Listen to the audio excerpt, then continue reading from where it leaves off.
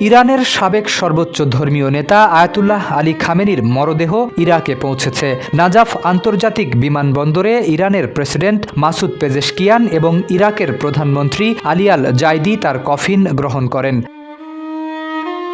মঙ্গলবার ইরানের রাষ্ট্রীয় সংবাদ মাধ্যম প্রেস টিভির এক প্রতিবেদনে এই তথ্য জানানো হয়েছে। প্রতিবেদনে বলা হয়েছে, খামেনি ও তার পরিবারের সদস্যদের কফিন বহনকারী বিমানটি মঙ্গলবার রাতে নাজাফে অবতরণ করে। বিমানবন্দরে মহান নেতার সম্মানে একটি সরকারি সংবর্ধনার আয়োজন করা হয়। প্রেস টিভি আরও জানিয়েছে, বুধবার নাজাফ এবং পবিত্র নগরী কারবালায় আয়োজিত জানাজায় মরদেহগুলো নিয়ে যাওয়া হবে। এতে লাখো ইরাকি অংশ নেবেন বলে আশা করা হচ্ছে, কারণ আয়াতুল্লাহ খামেনি ইরাকেও একজন ধর্মীয় নেতা হিসেবে বিবেচিত ছিলেন এবং দেশটির লাখো শিয়া মুসলমানের কাছে অনুকরণীয় ছিলেন।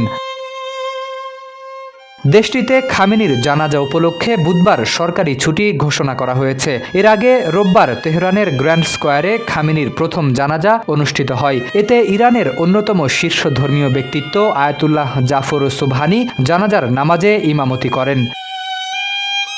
বুধবার লাশ ইরাকের নাজাফে ইমাম আলীর মাজার এবং কারবালায় ইমাম হুসাইন রাদিয়াল্লাহু তাআলা আনহা এর মাজার ও হজরত আব্বাসের মাজারে নেওয়া হবে। খামেনির ইচ্ছা অনুযায়ী আগামী 9 জুলাই মাশহাদে ইমাম রেজার পবিত্র মাজার প্রাঙ্গণে তাকে দাফন করা হবে।